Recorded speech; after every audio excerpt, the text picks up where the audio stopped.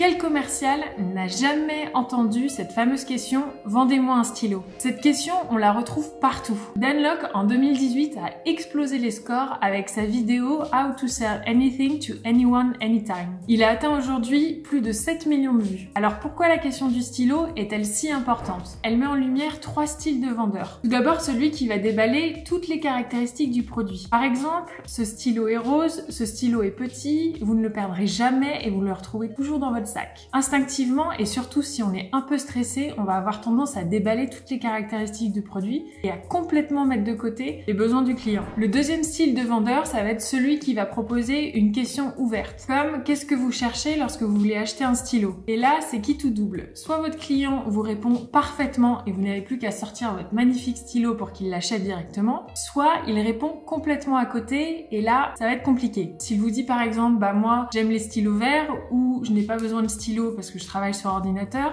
vous allez connaître un long moment de solitude. Puis il y a celui qui va créer du lien et amener son client à mettre en avant ses problématiques. Lorsque vous faites une formation commerciale ou si vous voulez embaucher un commercial, vous pouvez opter pour une autre question que « vendez-moi ce stylo ». Cela vous évitera d'avoir des réponses préconçues qu'en général les candidats ou les élèves ont tendance à connaître par cœur. On peut opter par exemple pour des questions comme « vendez-moi cette paire de lunettes » ou « vendez-moi cette paire de chaussures ». Vous verrez qu'avec le stress, certains seront plus dans le déballage produit ou dans la question ouverte. Que l'on achète un stylo, des chaussures, une Audi, l'acte d'achat est d'abord émotionnel et ensuite justifié par la logique. Chaque commercial doit donc avoir absolument en tête cette fameuse question du pourquoi. Pourquoi mon client va-t-il acheter un stylo? Pourquoi mon client va-t-il acheter une Audi? Quelle émotion résonne en lui? Par exemple, pourquoi mon client achèterait un produit Yves Rocher? Peut-être parce que mon client souhaite avoir un impact écologique et que pour chaque produit acheté chez Yves Rocher, un arbre est planté. Et pourquoi mon client achèterait ce produit? On en pense que l'on veut, mais a priori,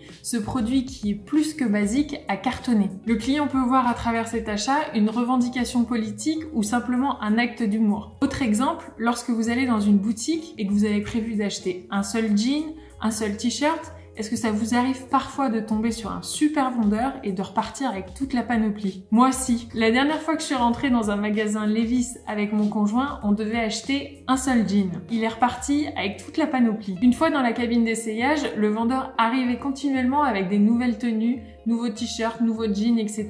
Il est même venu vers moi avec une paire de chaussures en me disant « Eh, ça lui irait vachement bien ce style, non ?» Il m'a mis la paire de chaussures dans les mains en me disant « Allez lui donner, ça passera beaucoup mieux si c'est vous. » Et là, le vendeur a totalement réussi son coup. Il a joué sur les émotions de mon conjoint en lui apportant une tenue complète en parfait accord avec son style. En plus de ça, il a joué sur mon pouvoir d'influence. Si c'est moi qui amène le vêtement à mon conjoint, il sera beaucoup plus ouvert à l'achat. Conclusion, on est parti avec 4 vêtements au lieu d'un. Et on était super contents puisque le vendeur a été de très bons conseils.